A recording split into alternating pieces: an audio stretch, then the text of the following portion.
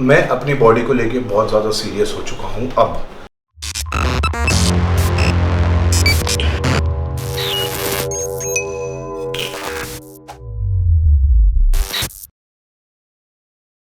Twenty 2020 हम सबके लिए इतना कोई अच्छा नहीं गया 2020, और बहुत सारा नुकसान हुआ है फिजिकली, मेंटली, फाइनेंशियली। लेकिन बोलते ना, हर लॉस की भरपाई तो करनी पड़ती है। इसी तरह बिजनेस वाइज तो ठीक है और बाकी सब चीज़ें तो ठीक है, लेकिन मुझे ऐसा लगता है कि हम लोगों को सबसे पहली प्रायोरिटी देनी चाहिए हेल्थ पे। मैं भी आप सब में से एक ही हूँ। मेरी भी एक नाक है जिसके अंदर 2 खड्डे हैं, 2 कान है, आँख है, मुंह है, सब सेम है। बस फ़र्क सिर्फ इतना है कि मैं अपनी बॉडी को लेके बहुत ज़्यादा सीरियस हो चुका हूँ अब। मुझे आपका नहीं पता, एंड मैं उम्मीद करता हूँ कि ये सीरीज़ देखने के बाद में आप लोग भी इसी तरीके से सीरियस हो जाओगे, because your health is wealth. आप लोगों ने काफ़ी समय तक के मुझे इस कंडीशन में नहीं देखा होगा जो मैं अभी आप लोगों को ओपनली दिखाने जा रहा हूँ। और मैंने आज से अपना चैलेंज स्टार्ट किया है, 12 वीक्स ट्रांसफॉर्मेशन चैलेंज। आप लोगों ने मेरी एक बहुत सीरीज़ को प्यार दिया था जिसका नाम है C2C90, चीज़ें टू चीज़ल इन 90 डेज़। इतना प्यार दिया था जो मैं 2016 में मैंने वो सीरीज़ बनाई थी। लेकिन अब बारी आ गई है कि हिस्ट्री रिपीट्स अगेन। उस सीरीज़ में कुछ गलतियां मैंने की थी ऑब्वियसली 4 साल पहले। अब 4 साल बाद बहुत सारी गलतियों का सीखा है मैंने, कैसे करना है, क्या करना है, मुझे पता चला है। तो ये सारी जर्नी मैं आप लोगों के साथ में वीकली बेसिस पे शेयर करूँगा। आई होप आप लोग इसको भी उतना ही प्यार दोगे। और स्टार्ट करने से पहले मैं ज़रूर बताना चाहूँगा कि मैं आज डे 1 पे कैसा रख रहा हूँ और मेरा क्या वेट है, सब कुछ कैमरे में रिकॉर्ड करके आपको बताऊँगा। शर्म तो बहुत आ रही है, और जितने भी मीमर्स है प्लीज़ मीम्स मत बनाना।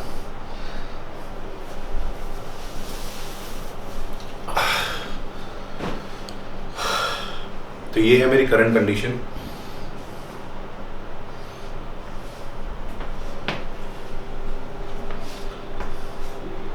लिटरली पेट इतना बाहर आ चुका है कि मैं नीचे वेट देखने के लिए मुझे ऐसा करना पड़ता है। तो अब बारी है इसको अंदर ले जाने की, इसको पॉप करने की, और जो भी हम करेंगे, जैसे भी करेंगे, आपको बताएंगे। I can feel the power, I can feel the power, feel the power. Yeah, money 108 kg, 0.50 इस मशीन के हिसाब से without shoes 108.5। I don't care what they be saying, I'ma do it now, and I've been really slaving. I ain't giving up and I ain't giving in. Do it now for the dividends. I'll be on the path, I just gotta get it, cause I got my mind on some mobility drill, stretchings जो रहती है workout से पहले, वो करना बहुत ज़रूरी है, बिकॉज वो एक ऐसी स्ट्रेचिंग है जो आपको इंजरी से दूर रखती है। और मुझे पता है बहुत कंटाला आता है ये छोटी छोटी ये लाइट वेट से करने, स्पेशली जो लोग हैवी वेट से करते हैं। लेकिन बात वही है कि अगर आप लोग नहीं करोगे तो आपके इंजरी के चांसेस बहुत ज़्यादा रहते हैं। तो शोल्डर, बैक, चेस्ट जब भी आप कर रहे हो, एक ये वाला कर सकते हो, फिर इंटरनल एक्सटर्नल रोटेशन कर सकते हो, जो मैं अभी करके आपको बताऊँगा। सारे के 3-3 सेट करो, 10-10, 15-15 रैप के लिए इनफ है। I am a monster, there's some things that I might see, and when I do, I could never get no sleep. 'Cause I just need to get it, man, I need to be the thing that I just painted out, man, you won't go see my vision, I'll be in it, I'ma kill it, I'ma take it. तो ये था internal और external rotation जो मैंने आप लोगों को बोला कि 3 sets 10 to 15 reps each side, that's all. तो आज हम लोग फर्स्ट एक्सरसाइज जो ले रहे हैं वो है शोल्डर्स, एक्सक्लूसिवली शोल्डर लेंगे, बिकॉज ये एक्सरसाइज मैं ले रहा हूँ, मैं ऑलरेडी 1 महीने से ट्रेन कर रहा हूँ, मेरी स्ट्रेंथ मैंने वापस लाई है, इसलिए मैं एक्सरसाइज कर रहा हूँ। तो आप लोग अपने वेट अपने हिसाब से चूज़ करना, मुझे देख के मत चूज़ करना। और आप कितना भी हैवी लिफ्ट करने की कोशिश करो, लेकिन जो सबसे पहले 2 सेट रहते हैं ना आपके इनिशियल, वो आपको हमेशा लाइट वेट रखने हैं, बिकॉज आपकी मसल्स एक्टिवेट हो जाए वो मूवमेंट्स के लिए। जैसे आप देख रहे हो मैं 20 पाउंड से ओवरहेड प्रेस मार रहा हूँ।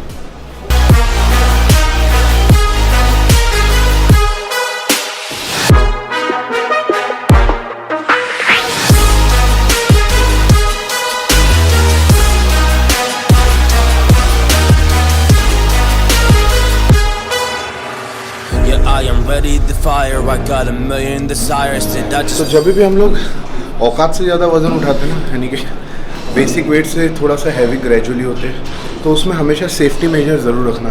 जैसे आपका रिस्ट बैंड हो गया, बेल्ट हो गया, आपका एल्बो सपोर्टर हो गया। जिस तरह आपकी इंटेंसिटी बढ़ती जाती है, आपको लगता है कि भाई ये चीज़ में मुझे मेहनत लग रही है, क्योंकि ये सारी छोटी छोटी चीज़ें को अगर आप नोटिस करोगे ना, तो ही आप इंजरी फ्री रहोगे। वरना कब इंजरी हो जाएगी पता नहीं। हीरोगिरी करने में तो मैं अब भी 150 पाउंड उठा लूँ, 2 लोगों को बहुत चिल्ला के कर दूँ, लेकिन उससे कोई फ़ायदा नहीं होने वाला है।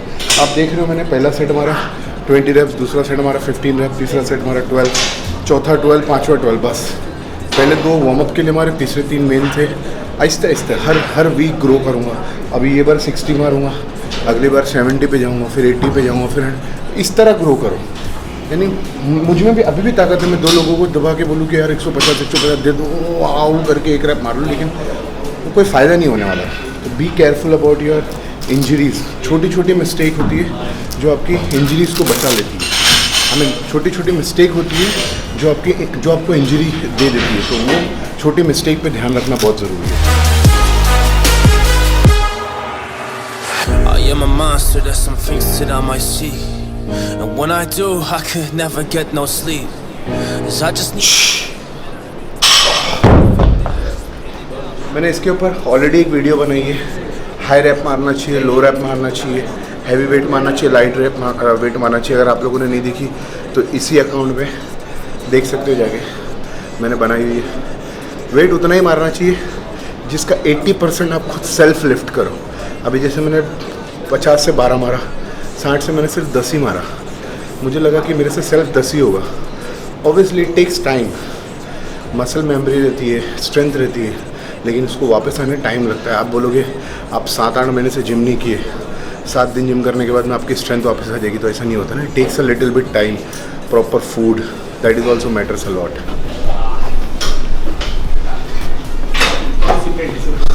और एक बात, जब आप लोग जिम में हैवी वेट्स मारते हो, 50, 60, 70, 80, 90, 100, बड़ी हीरोगिरी दिखाते हो ना, तो यार इतना सोचो उसको वापस भी रख दिया करो। बिकॉज जो ट्रेनर रहते हैं ना, वो 8-8 घंटा एक शिफ्ट में काम करते हैं।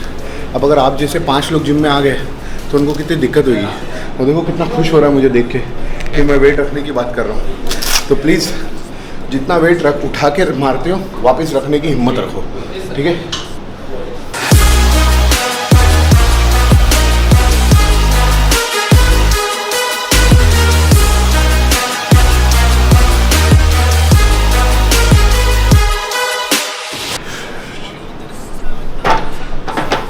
The second variation we are taking is side lateral, जो हमारे साइड डेल्ट के लिए रहता है, मिडल डेल्टॉइड जिसको बोलते हैं। बहुत सारे लोग इसमें बहुत सी गलतियां करते हैं। इसके बहुत सारे अलग अलग पैटर्न है, जैसे कि एक ऐसा मारो, एक ऐसा मारो, लेकिन हम बेसिक पे फोकस करते हैं। Dumbbells should be here, right here, यहाँ से 90 डिग्री ऊपर गया, आपका एल्बो 5 to 10% बेंड होगा डिग्री में, बस। और ये जो है jerk and cheat rep, you need to avoid that until you are not lifting too heavy, because अगर 20, 25, 30 पाउंड में अगर आप जर्क कर रहे हो तो इसका मतलब आप गलत कर रहे हो। हाँ, if you are a professional lifter या आप सच में आपकी स्ट्रेंथ है, तो लास्ट के 3-4 रैप थोड़ा सा जर्क कर दिया, समझ में आता है। तो 5-10 पाउंड पे अगर आप जर्क कर रहे हो, it makes no sense. It's definitely again injury के हाई चांसेस है। मैं घड़ी इंजरीज़ की बात इसके लिए बता रहा हूँ बिकॉज मैंने देखा है काफ़ी सारे लोगों को इंजरीज़ होती है और फिर ब्लेम करते हैं कि यार जिम जा रहा था, कमर की हड्डी में दर्द आ गया, टेनिस एल्बो में दर्द आ गया, उंगलियों में दर्द आ गया। ये नहीं देखेंगे गलती क्या किया। These guys that they can beat it, I'ma get it, I'ma grab it, man, take it, never receive it, I'ma make it mine, I'm explosive like a mine, I've been working जितना body stable रहेगा ना उतना अच्छा है। Feet को ना ज़मीन पे चिटका दो, जैसे कि किसी नीचे फेविकोल लगा दिया, चिटक जाना चाहिए। ये भी नहीं होना चाहिए, चिटक गया, खाली हाथ ऊपर नीचे। I ain't gonna waste my chance and just my time, so I'ma be a monster, I'ma kill him, this is mine, yeah.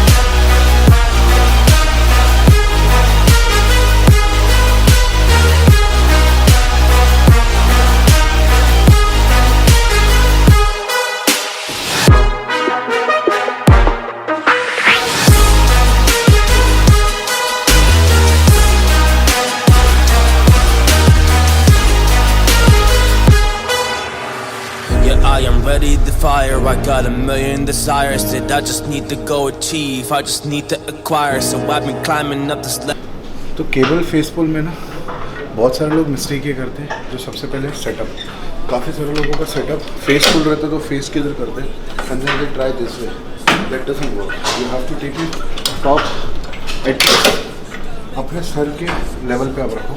उसके बाद में थोड़ा सा पीछे आ जाओ, स्लाइटली बॉडी को बैंड करो, ये आपकी चिन की तरफ आना चाहिए and lift from your elbow, not from your wrist. बहुत सारे लोग ऐसे करते हैं, that is wrong. Lift from your elbow, तभी जाके रेड एल पे प्रॉपर कॉन्ट्रैक्शन देगा। हमने बहुत सारे लोगों को देखा होगा ऐसे करके, ऐसे करके। सब अपने अपने तरीके में सही है, लेकिन मुझे लगता है कि the right way is to do this, because हर किसी का एक्सरसाइज करने का तरीका अलग रहता है। लेकिन बात वही है ना कि आपको ये डिसाइड करना है कि आपके मसल पे कौन सी चीज़ ज़्यादा कॉन्ट्रैक्ट कर रही है, वो बहुत ज़रूरी है। अगर आपको वो चीज़ पता चल गई देन यू आर सॉर्टेड। फिर आप खड़े रह के एक हाथ से स्क्वाट मारो या दो स्क्वाट मारो, दो हाथ से स्क्वाट मारो, लेकिन आपको पता रहना चाहिए कि कौन सी चीज़ आपकी बॉडी के लिए फ़ायदेमंद है, कौन सी चीज़ आपके मसल को कॉन्ट्रैक्शन अच्छा दे रही है। See my vision, I'll be in it, I'ma kill it, I'ma take it all. Coming in, I'ma play it now, I'ma kill them dark, I'ma play the ball, cause I gotta go and get them and I really just need it. Tell these guys that they can beat it, I'ma give it, I'ma grab it, man, take it, never receive it, I'ma make it mine, ये red Alt के लिए था, आप red Alt के लिए ये भी मार सकते हो, मैं आपको दिखा रहा हूँ। अगर आपको वो नहीं जमता तो ये भी एक तरीका है, आप रेड एल्ट के लिए मार सकते हो।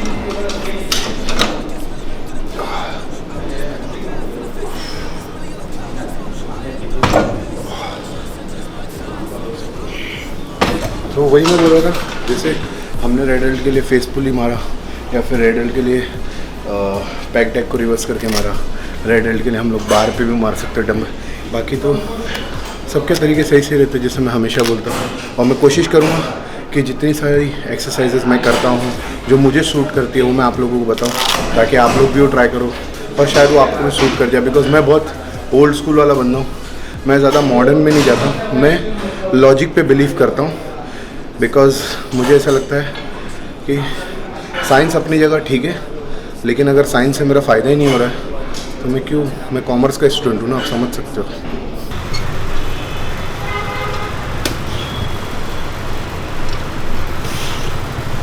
ये आप देख रहे हो क्यों हो रहा है, बिकॉज ये इधर पे मिसबैलेंस हो रहा है, बिकॉज मैंने इसके ऊपर लॉक नहीं लगाया।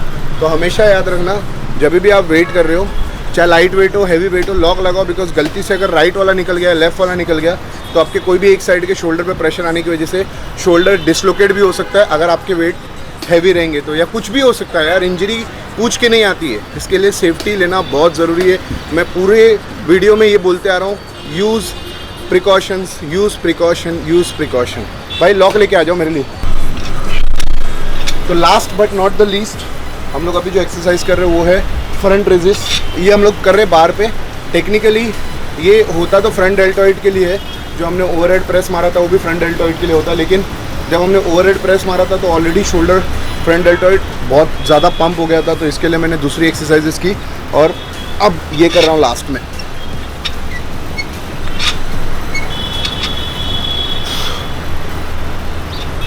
इसमें भी अब अगर आप देखो साइड से पीछे से मेरी बॉडी एकदम स्टिफ एक जगह पे खड़ी है, जो भी हो रहा है मेरे हाथ मूवमेंट कर रहे हैं। बिकॉज अगर मैं ऐसे करने लगूंगा तो कोई फ़ायदा ही नहीं है, तो मेरा शोल्डर पे कॉन्ट्रैक्शन कम, हिप पे कॉन्ट्रैक्शन ज़्यादा आएगा। और एक्चुअली में जब आप अपनी बॉडी स्ट्रेट रखते हो और फिर आप करते हो ना, तो आपका जो शोल्डर का कॉन्ट्रैक्शन होने की वजह से जो पेन होता है ना, वो लिटरली बहुत हार्ड होता है। इसके लिए बहुत सारे लोग शेक करते ताकि अरे चल, दिल को तसल्ली मत दो, जो ज़रूरी है वो करो।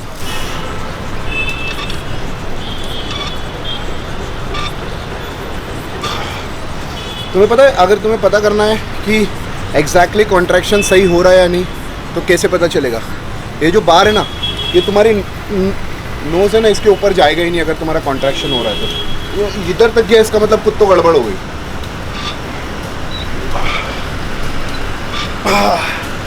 इधर पे ही हो जाएगा। और इसमें सबसे बेस्ट चीज़ है जो आप कर सकते हो वो है कंट्रोल। जब आप इधर पे आ गए ना, तो नीचे आने पे कंट्रोल करो। हर एक सेकंड में आप मुझे गालियाँ दोगे, ऑफ कोर्स बॉडी बनने के बाद दुआएं भी दोगे।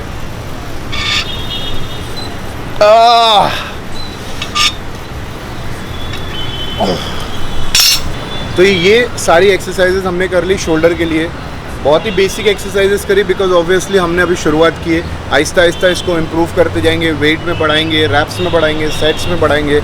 और अगर आप लोगों के भी कुछ सजेशंस है, आप लोगों को ये वीडियो कैसा लगा वो आप लोग कमेंट करके ज़रूर बताना। ज़्यादा अच्छा लगा तो अपने दोस्तों के साथ शेयर करना। और अब आते हैं हम सबसे आखिरी पार्ट पे, जो एक्सरसाइज का रहता है, जो बहुत ज़रूरी है, वो है स्ट्रेचिंग।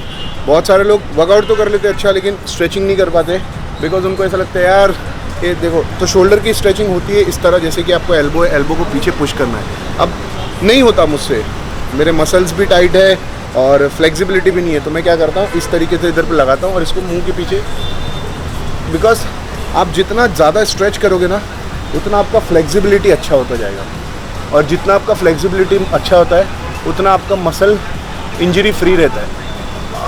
जितना आपका मसल स्टिफ रहेगा ना उतने इंजरी के हाईएस्ट चांसेस रहते हैं।